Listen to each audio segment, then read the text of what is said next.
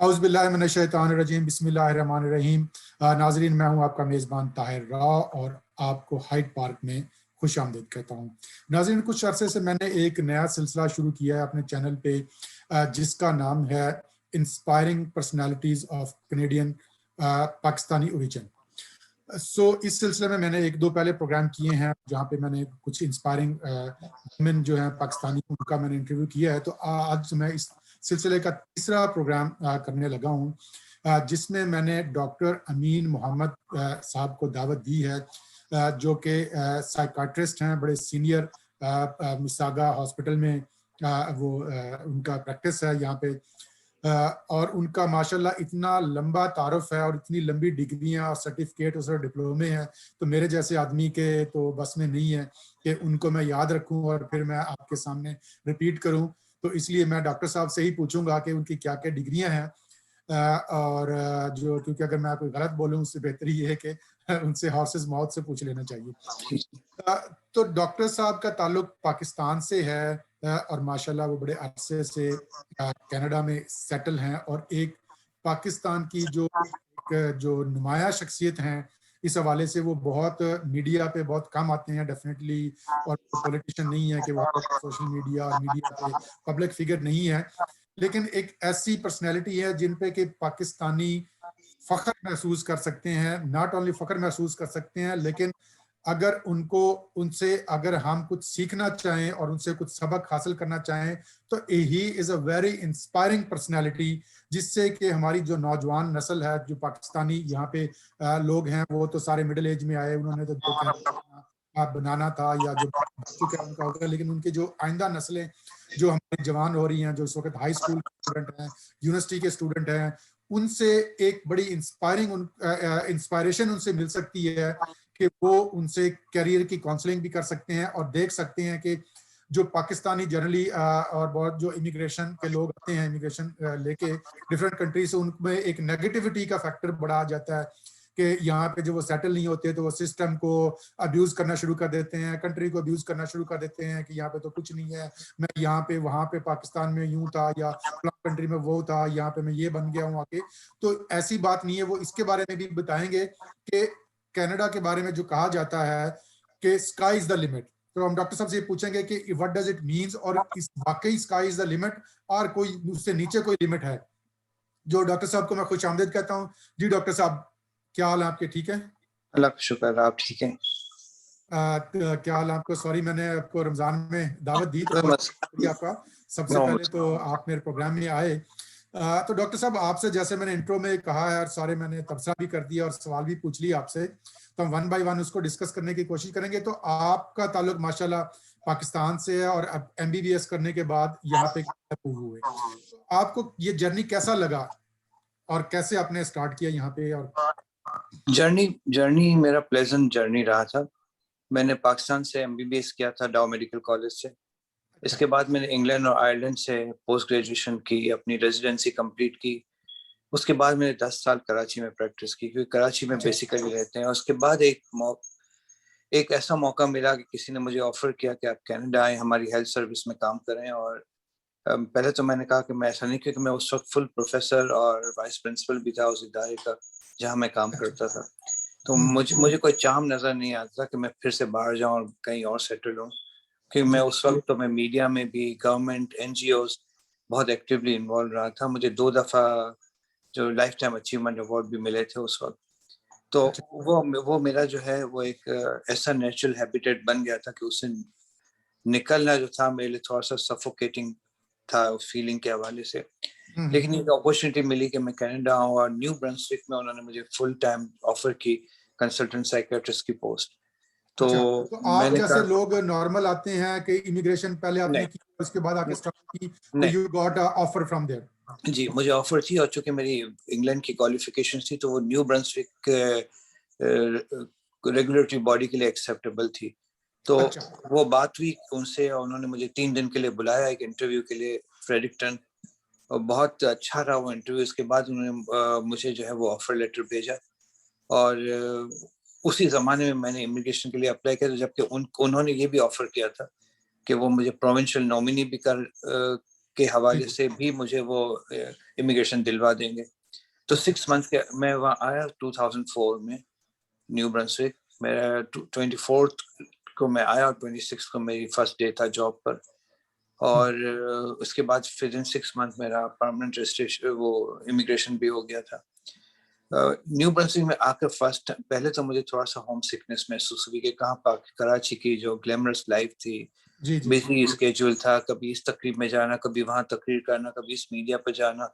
तो मुझे लगा कि ये क्या हो गया। तो मुझे ऐसा लगा था कि फनी बात है कि मुझे लगा था एक खेतों में लहलहाती हुई जो मूली हो और फ्रिज में रखी हुई मूली हो। तो मुझे ऐसा कुछ महसूस होने लगा कि मैं फ्रिज में रह गया हूँ। और वो थोड़ी सी फीलिंग आई होम सिकनेस की। लेकिन फिर भी मेरे लिए चैलेंज था, बच्चे छोटे थे मेरे। तो मैंने कहा कि नहीं, मुझे यहाँ एक्सेल करना चाहिए और मुझे जो है वो और आगे बढ़ना चाहिए और ये मेरे लिए एक चैलेंज है। तो इसके बाद न्यू फनलैंड तो एक्सट्रीम ईस्ट पर है, उस पर एक जॉब एडवर्टाइज हुई थी, यूनिवर्सिटी पोजीशन थी। क्योंकि कराची में यूनिवर्सिटी पोजीशन पर था और तो ये मैंने उसके लिए अप्लाई किया। इंटरव्यू हुआ 3 दिन तक। मैंने उनसे कहा मुझे अगर फुल प्रोफेसरशिप देंगे मेमोरियल यूनिवर्सिटी न्यू फनलैंड में, तो वो कहना कि हम आमतौर पर इस तरह करते नहीं है। लेकिन मैंने कहा मेरी नंबर ऑफ पब्लिकेशन, मेरा एडमिनिस्ट्रेटिव एक्सपीरियंस और ऑन टॉप ऑफ मेरी सारी क्लिनिकल क्वालिफिकेशन के पीएचडी भी था। तो मैंने कहा कि मैं बेहतर कैंडिडेट हूँ, आप अपने सारे उससे कंपेयर कर लें और आप फैसला कर लें। मैंने कहा अगर आप मुझे एसोसिएट प्रोफेसर बनाया तो मैं इधर उधर देखता रहूंगा प्रोफेसरशिप के लिए, तो ना आपको तसल्ली रहेगी ना मुझे तसल्ली रहेगी। तो फिर उन्होंने कहा कि नहीं, आपका करियर बहुत ब्राइट है, हम वाइस चांसलर को लिखेंगे कि वो क्या कहता है। पिछले 2 दिन में उन्होंने मुझे बता दिया कि हम आपको full professor with tenure appoint कर रहे हैं। अच्छा। तो फिर मैं न्यू फनलैंड में मूव हुआ। 7 साल मैंने वहाँ काम किया। मैं उनकी सेनेट में भी था। बहुत सारी पब्लिकेशंस मेरी उस जमाने में आई। ऑनर किलिंग पर जो था वो मुझे बाय डिफॉल्ट में अथॉरिटी बन गया। बहुत उस पर मेरा अच्छा, मीडिया हाँ, ने वो तो कवरेज। पाकिस्तान का एक वैसे ही स्पेशलिटी है। जी जी जी। ऑनर तो किलिंग। वहाँ अच्छा, मुझे ये बताएं कि जब आपको ऑफर आई पाकिस्तान में बैठे हुए, तो ऑफ कोर्स एक कनाडा एक डेवलप्ड कंट्री है और यहाँ पे तो बड़ा रेगुलस किस्म की लोगों की जिंदगियां गुजर जाती हैं। एमबीबीएस कर, मतलब यहाँ की जो डिग्री है, जो इक्विवेलेंट टू एमबीबीएस, जो जनरल फिजिशियन की जो डिग्री मिलने के लिए तो लग जाते। आपको मतलब कैसा लगा जब आपको ये अपॉर्चुनिटी आई? डेफिनेटली चैलेंजिंग तो थी। मुझे अच्छा लगा राव साहब। असल में मेरे पास 2 अपॉर्चुनिटी थी उस वक्त। क्योंकि मेरी इंग्लैंड और आयरलैंड की क्वालिफिकेशन एमआरसी साइट मैंने किया था और कई मेरी और क्वालिफिकेशन थी वहाँ की। तो मुझे इंग्लैंड में तो कोई मसला नहीं था, मुझे स्पेशल रजिस्ट्रेशन तो वैसे ही मिल गई थी। तो दोनों जगह ऑफर थी कि मैं इंग्लैंड चला जाता या कनाडा आ जाता। कनाडा का चार्म ये था कि वो इमिग्रेशन भी ऑफर कर रहे थे साथ में। जी जी। तो मैंने सोचा कि इमिग्रेशन एक अच्छा इंसेंटिव है, बच्चों का फ्यूचर थोड़ा सिक्योर हो जाता है। पाकिस्तान की सियासी हालत दिन ब दिन खराब होती जा रही थी। तो उस वक्त लोग यही मशवरा देते कि अगर आपके पास एक दूसरी कंट्री का ऑप्शन है तो उसको अवेल करें। तो मैंने फिर कनाडा का ऑप्शन अवेल कर लिया और मेरे लिए काफी अच्छा रहा, फ्रूटफुल रहा। इसके बाद मैंने 7 साल कनाडा में काम करने के बाद मैंने फिर जो है वो ओंटारियो में मूव हुआ 2012 में। और अब न्यू फाउंडलैंड में 7 साल काम किया आपने? जी जी। तो अच्छा। अब मैं यही हूँ टोरंटो मिसिसागा में भी। मैं सेंट कैथरीन्स नायग्रा फॉल्स में भी हॉस्पिटल में काम करता हूँ। डाउनटाउन माइकल गैरन हॉस्पिटल में भी काम करता हूँ। मेरी प्राइवेट प्रैक्टिस भी है। तो आप बाकी मैं बायो में देख रहा था उसका मैकमास्टर यूनिवर्सिटी में भी आप जी जी आपके साथ भी 3 यूनिवर्सिटी से मैं एफिलिएटेड रहा हूँ। यूनिवर्सिटी ऑफ टोरंटो, मैकमास्टर और मेमोरियल यूनिवर्सिटी जहाँ मैं न्यू फनलैंड में काम करता था। अब यूनिवर्सिटी ऑफ टोरंटो से मैं अब एफिलिएटेड नहीं हूँ, लेकिन मैकमास्टर यूनिवर्सिटी मेनली है जिससे मैं एफिलिएटेड हूँ। और ये सेंट कैथरीन्स का जो जनरल हॉस्पिटल है वो उसके अंडर भी आता है। तो आपकी जो अभी स्पेशलिटी है वो आपकी साइकाट्री है? जी जी, साइकियाट्री। तो इसमें मुझे बताइए कि डॉक्टर साहब, आपका डेफिनेटली आप लोगों से मिलते हैं, साइकाट्री के लिए लोग अपना जो इश्यूज लेके आते हैं आपके, तो different variety of people of course आते हैं यहाँ पे। वाइट पीपल भी आते हैं, कॉकेशियन, ब्लैक भी आते हैं, इंडियन, पाकिस्तानी, डिफरेंट नेशनलिटी के आते हैं। तो आप एक डेफिनेटली एक जब आप नंबर ऑफ पीपल को देखते हैं तो आपको पैटर्न नजर आता है माइंड सेट का। तो आप क्या देखते हैं कि पाकिस्तानी जो लोग हैं मोस्टली उनका किस किस्म के साइकाट्रिक इशू होते हैं, माइंडसेट या पैटर्न क्या है? मसला है कि जो पाकिस्तान हिंदुस्तान और वहां से आते हैं वो अपना माइंडसेट अपना लेकर आते हैं। वो अच्छा। किसी ने कहा था कि हम सोचते उर्दू में हैं और बात इंग्लिश में करते हैं। और ठीक फिर है। हमारे अपने कुछ होते हैं, अपने कुछ एक्सपेक्टेशंस होती हैं जो जो एशियन कम्युनिटी है कि यहाँ हर चीज फौरन हो जाए, फोन करें तो काम हो जाए, अपॉइंटमेंट हो जाए। अच्छा। कनाडा में इनको पता है कि एक प्रॉपर उससे चलना है कि फैमिली फिजिशियन रेफरल भेजेगा, फिर उस रेफरल को स्क्रूटनी होगी, फिर हम अपॉइंटमेंट भेजेंगे, उसमें वेटिंग पीरियड भी काफी होता है। तो एक ये चीज है। लेकिन ये है कि पाकिस्तानीज और इंडियंस बहुत खुश होते हैं ये देखकर कि कनाडा में उनके कल्चर बैकग्राउंड का डॉक्टर है जो उनको समझ सके। उनको उनका समझ ख्याल है कि सकते हैं। अंग्रेज डॉक्टर उनको नहीं समझ सकता, उनकी कल्चर नॉर्म्स को नहीं समझता। और मुझे हम्म, कुछ लैंग्वेजेस पर, जैसे मैं पंजाबी बोल लेता हूँ, मैं गुजराती, जी। सिंधी, थोड़ी बहुत अरबिक और इस तरह की कुछ लैंग्वेजेस हैं जो मैं बोलता हूँ अपने पेशेंट्स के साथ भी। तो वो फील करते हैं क्लोजनेस, और उनको जी, लगता है कि क्लोजनेस। वो अपने फीच। और फिर चूंकि वो कल्चर से, मेरी जो पीएचडी की थीसिस था वो कल्चरल साइकेट्री पर था, तो अच्छा। उसमें मैंने बहुत स्टडी किया था पीरों फकीरों को, आमिलों को, जिन के जो कॉन्सेप्ट है कि लोग किस तरह का ट्रीटमेंट करते हैं, ऑल्टरनेटिव ट्रीटमेंट, लोगों का माइंडसेट क्या है। तो उस वजह से जो है मुझे थोड़ी सी आसानी होती है। फिर मेरे उस पर पेपर्स भी हैं और मैंने कुछ बुक्स भी लिखी हैं। मरीजों के हवाले से मैंने कुछ एक मुख्तसर अफसानों की बुक लिखी थी, उनकी हिस्ट्री को अफसानवी रंग देकर, कि आम लोगों की आगाही हो कि ये प्रॉब्लम ऐसे हैं जो सॉल्व किए जा सकते हैं, उनको अटेंशन मिलना जरूरी है। अच्छा, मेरे एक दोस्त हैं, ही इज आल्सो साइकाट्रिस्ट, लेकिन वो साइकाट्रिस्ट तो हैं ही हैं, लेकिन उन्होंने, उनका एक पैशन था, और उन्होंने, जैसे आपने बात की साइकोलॉजी की और अपने अफसानों की बुक भी लिखी, तो बाई चांस वो भी राइटर हैं और वो भी अफसाने लिखते हैं, तो वो साइकाट्रिस्ट से साइकोलॉजिस्ट बन गए हैं। तो मतलब वो मोस्टली उनकी जो है ना वो थेरेपी करते हैं। तो is it go hand in hand, और ये डिफरेंट, इंटायरली डिफरेंट फील्ड है? नहीं, राव साहब, वो ऐसा होता है कि साइकियाट्रिस्ट, मेनली जो साइकियाट्रिस्ट होता है वो मेडिकल डॉक्टर होता है, जी जी, वो बिल्कुल। साइकोलॉजिस्ट नहीं होता, और वो ट्रीटमेंट करते हैं दवाओं से। लेकिन ठीक है। साइकोथेरेपी भी साइकियाट्रिस्ट के डोमेन में आती है। लेकिन चूंकि पेशेंट का फ्लो अच्छा। इतना है और इतना पेशेंट को देखना पड़ता है, तो साइकियाट्रिस्ट में से ज्यादातर लोग काउंसलिंग के लिए अलग रेफर कर देते हैं। तो काउंसलर, सोशल जी जी। वर्कर, अच्छा। वो काउंसलिंग में के पैटर्न में ट्रेंड होते हैं, वो काउंसलिंग करते हैं, साइकियाट्रिस्ट मेडिसिन को लुक आफ्टर करता है। कुछ साइकियाट्रिस्ट ऐसे उनमें से होते हैं जिनको साइकोथेरेपी एक्सक्लूसिवली पसंद होती है, तो वो फिर जी, ज्यादातर एग्जैक्टली, वो अपना नॉन पैशन। बायोलॉजिकल साइकियाट्रिस्ट बन जाते हैं। तो मेरे ख्याल से आपके दोस्त को वो राउट ज्यादा पसंद आया होगा। जी, और उनको वो उस पसंद है, उनका पैशन है। तो, जी जी लेकिन आप ये कहना चाह रहे हैं कि एक अच्छे साइकियाट्रिस्ट बनने के लिए एक अच्छा साइकोलॉजिस्ट भी होना चाहिए, ताकि आप उनके एक माइंड को रीड कर सके, जस्ट मेडिसिन नहीं दें वो। हमारे एक डाउ मेडिकल कॉलेज के प्रोफेसर थे मरहूम, उनका कहना था कि साइकोलॉजी इज एनाटॉमी और हम्म, साइकेट्री जो है वो सर्जरी है। उस हम्म, तरह से अगर मिसाल दें कि एनाटॉमी को समझे बगैर आप सर्जरी नहीं कर सकते, तो साइकोलॉजी को जी समझे बिल्कुल। बगैर साइकेट्री प्रैक्टिस नहीं हो सकती। जी बिल्कुल। ओके। अच्छा डॉक्टर साहब, मुझे ये बताएं कि अभी आपको माशाल्लाह हो गए हैं, 2004 में आए थे, तो 21 हो गया, तो 17 साल हो गए हैं जी मोस्टली। जी तो अभी उस जमाने में ही मोस्टली पाकिस्तान से लोग इमिग्रेट करके आए थे, और जो मिड कैरियर से लोग आए थे, उन्होंने तो जो भी अच्छा बुरा प्रोफेशन बन गया, अब उनके सबके बच्चे जवान हो गए हैं, जी जो मेडिकल कॉलेज में, यूनिवर्सिटीज में हैं। तो आप क्या देखते हैं कि एक और सबसे बड़ा, लेकिन जो चैलेंज जो फील करते हैं लोग यहाँ पे, वो कहते हैं कि यार राउट बहुत लंबा है डॉक्टर बनने का यहाँ पे कनाडा में, और बहुत सारे लोगों को इश्यूज हो जाते हैं जब वो 4 इयर्स अंडर ग्रेड करके हेल्थ साइंसेज में या लाइफ साइंसेज में उनको मेडिकल में एडमिशन नहीं मिलता। तो ये इस चीज को कैसे एड्रेस किया जाए ये नौजवान? एक बहुत अच्छा सवाल है आपका, और ये बहुत मुश्किल मरहला भी होता है किसी के लिए, क्योंकि यहाँ जितने बच्चे पढ़ते हैं उनको 4 साल हाई स्कूल के बाद करना पड़ता है। इसके बाद जी भी कोई बिल्कुल। गारंटी नहीं है कि मेडिकल स्कूल में दाखिला मिले, क्योंकि रिगरस एग्जैक्टली। प्रोसेस है वो। क्योंकि मेरा इन्वॉल्व रहा था इस प्रोसेस में, मैं यहाँ के स्टूडेंट्स का, तो मुझे इसका अच्छा अंदाजा है कि उसमें ये है कि यूनिवर्सिटीज और मेडिकल स्कूल्स बहुत कम है कनाडा में एज कम्पेयर टू अमेरिका। तो हमारे पास स्लॉट्स कम है, मेडिकल स्कूल में सीटें कम हैं। तो इसकी वजह से अक्सर ये, इसलिए लोग अपने बच्चों को या तो आयरलैंड भेज देते हैं, या कैरिबियन भेज देते हैं, या इंग्लैंड भेज देते हैं। लेकिन उनको आने के बाद यहाँ के लोकल इम्तिहान करने पड़ते हैं, और जब तक वो लोकल इम्तिहान ना कर लें तब तक वो उनकी कैटेगरी में नहीं शामिल हो सकते। तो ये एक लंबा और कभी कभी डिसअपॉइंटिंग स्टेप होता है। उसके लिए बेहतर ये है कि कनाडा अपने मेडिकल स्कूल्स में तादाद बढ़ाए, उनकी सीटें बढ़ाए, रेजिडेंसी के प्रोग्राम्स और मतलब और यूनिवर्सिटीज और मेडिकल स्कूल्स बने। इसकी वजह है कि कनाडा में डॉक्टर्स की अब भी शॉर्टेज है। कुछ जी। सालों पहले की आदाद शुमार के हिसाब से हमें 26,000 फैमिली फिजिशियन की जरूरत है कनाडा में। हम्म, और बहुत सारे डॉक्टर्स यहाँ हैं जो दूसरे मुल्कों से आते हैं, वो यहाँ रजिस्टर नहीं हो पाते, वो टैक्सी चलाते हैं, जी सिक्योरिटी बिल्कुल। जॉब करते हैं, उनको खपाने के लिए कोई ऐसा प्रोग्राम होना चाहिए कि वो इनकी रिक्वायरमेंट को पूरा कर सकें एक पर्टिकुलर प्रोग्राम के तहत, तो वो भी एब्जॉर्ब हो सकते हैं। इंग्लैंड में ऐसा नहीं है, इंग्लैंड में काफी आसानी है कि पाकिस्तान से एफसीपीएस करके डॉक्टर आ जाते हैं और उनको रजिस्ट्रेशन मिल जाती है।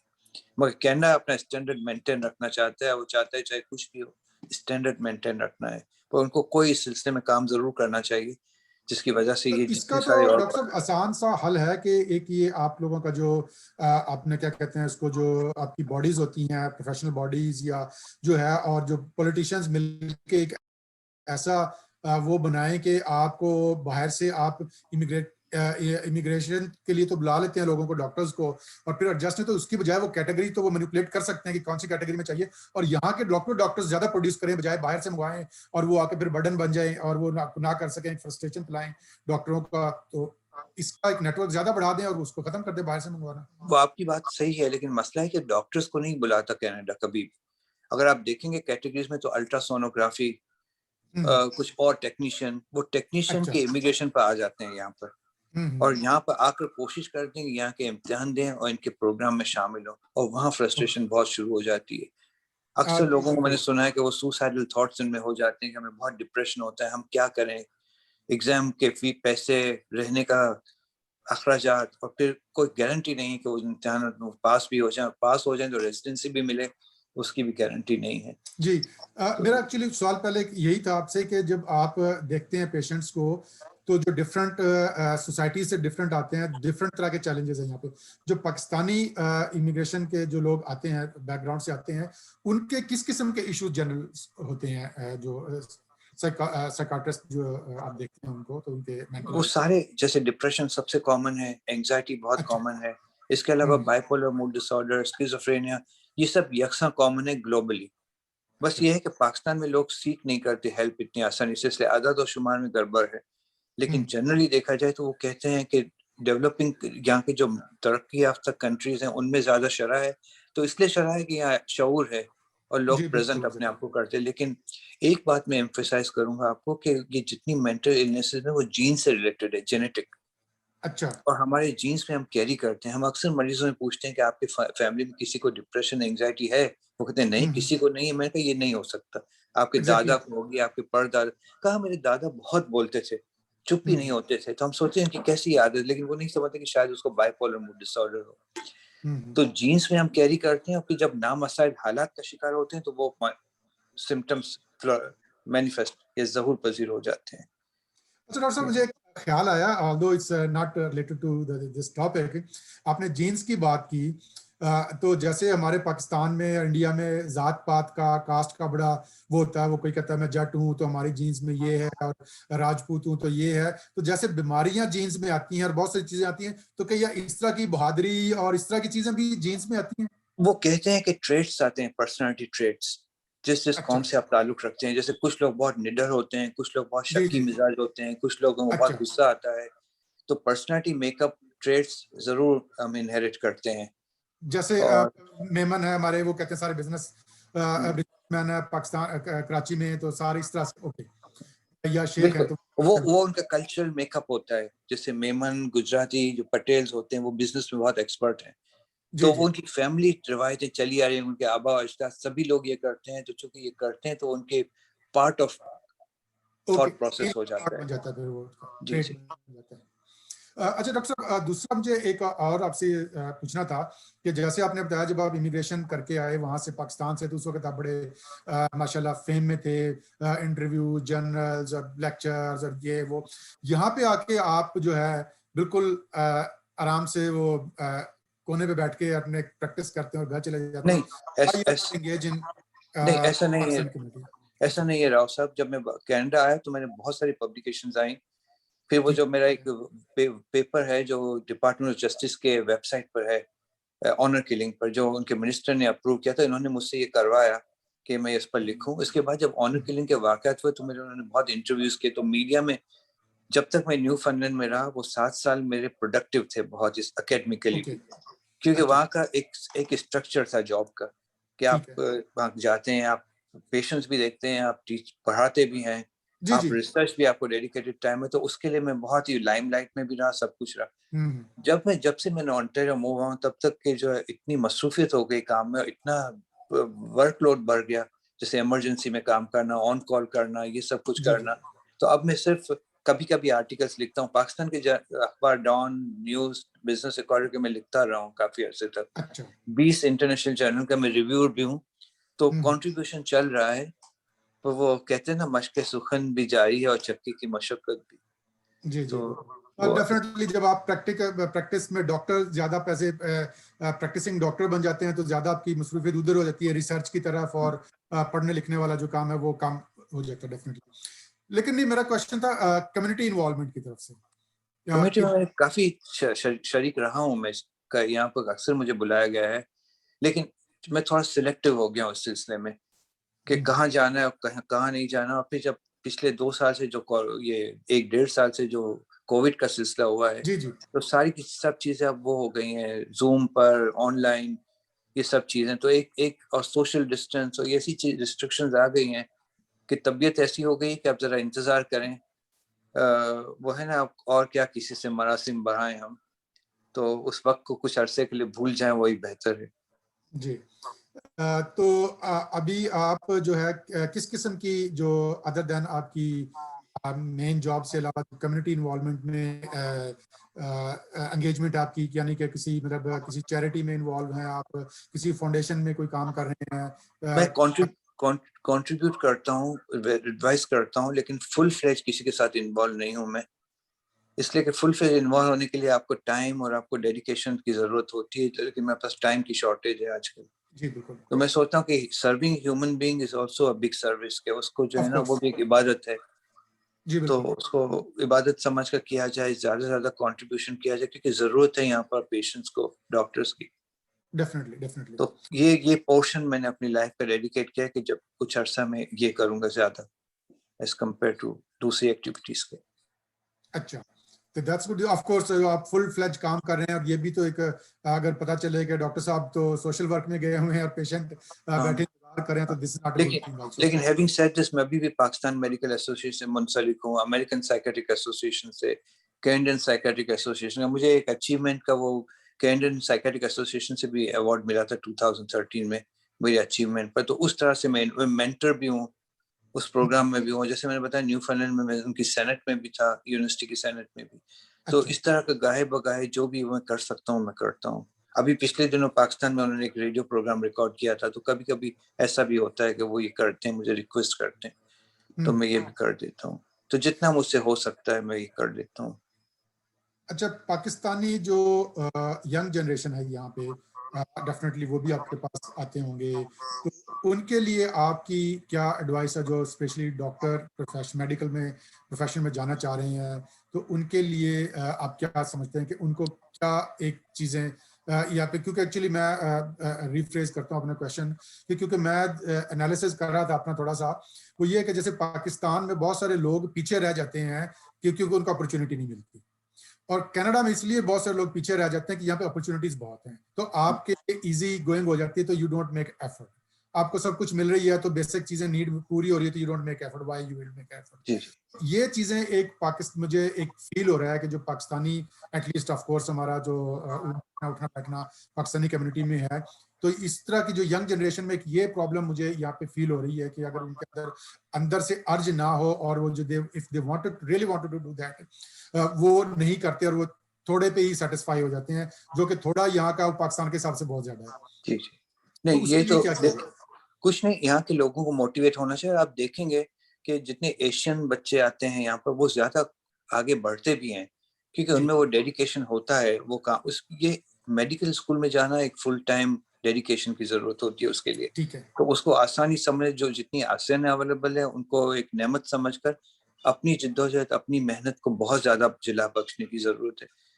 हार्ड वर्क करेंगे तो वो सक्सेसफुल रहेंगे। इसलिए कि वो कहीं ढीले पड़ जाते हैं या कनात कर लेते हैं कुछ चीजों पर और हार्ड वर्क नहीं करते, तो उनके लिए मुश्किल होती है। वो फिर एंड अप होते हैं कॉलेज की डिग्री या डिप्लोमा के साथ। मेडिकल जो है वो मांगता है वक्त भी, आपका डेडिकेशन भी और सेक्रीफाइसेस भी। तो मेरे ख्याल से बहुत मेहनत की जरूरत है हमारे लोगों को।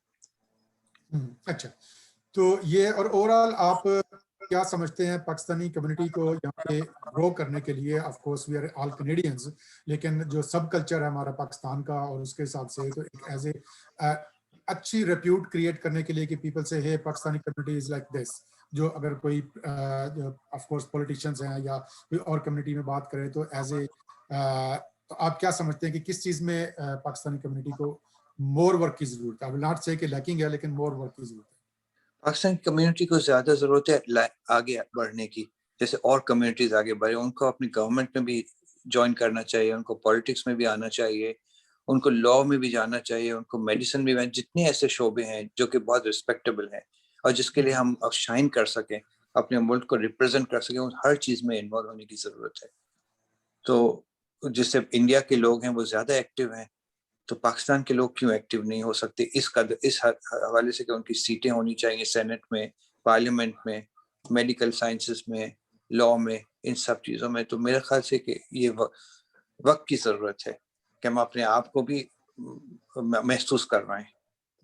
अच्छा, मुझे जो एक आउटसाइडर के तौर पे फील होता है कि मतलब non like technical person from the medical point of view, of course आप ज़्यादा अरसे से हैं यहाँ पे, जो जैसे आपने बात की कि आप माशाल्लाह बहुत सारी रिसर्च में इन्वॉल्व हैं और आप सिंडिकेशन में, उनकी सेनेट में और बहुत सारी चीज़ों में बोर्ड मेंबर्स, और जहाँ पे मतलब एक जहाँ पे सोचने का और पढ़ने का और पॉलिसी मेकिंग जहाँ पे डिसीजन होता है।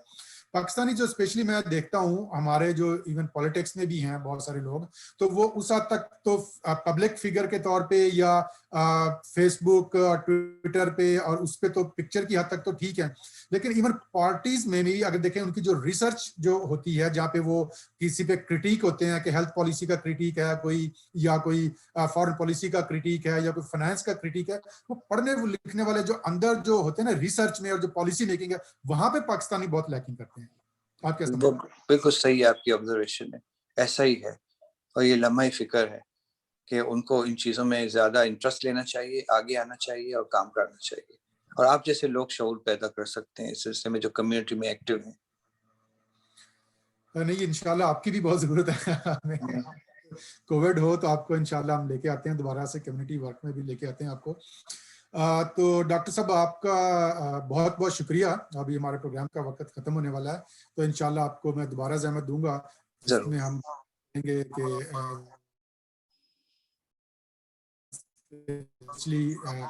मेंटल हेल्थ के लोगों को हो रही है कोविड की वजह से, थोड़ा सा जरूर। पाकिस्तानी कॉन्टेक्स्ट में भी हम बात करेंगे कि इंशाल्लाह। तो नाजरीन, ये थे आज के हमारे स्पेशल गेस्ट डॉक्टर अमीन मोहम्मद, साइकाट्रिस्ट हैं माशाल्लाह, बहुत फेमस, तो मैंने तारुफ पहले करवाया उनका। तो इनका बहुत बहुत शुक्रिया। मेरे प्रोग्राम को नाज़रीन देखिएगा, मेरे चैनल को सब्सक्राइब करें, दोस्तों के साथ शेयर करें। और दूसरी मेरी रिक्वेस्ट है, हमेशा मैं प्रोग्राम के आखिर में कर रहा हूँ, कि पाकिस्तान में इस वक्त कोविड की सिचुएशन बहुत गंभीर है, और इवन कनाडा में भी बहुत सारे लोग जो है वो एंटी वैक्सीनेशन है माइंड सेट।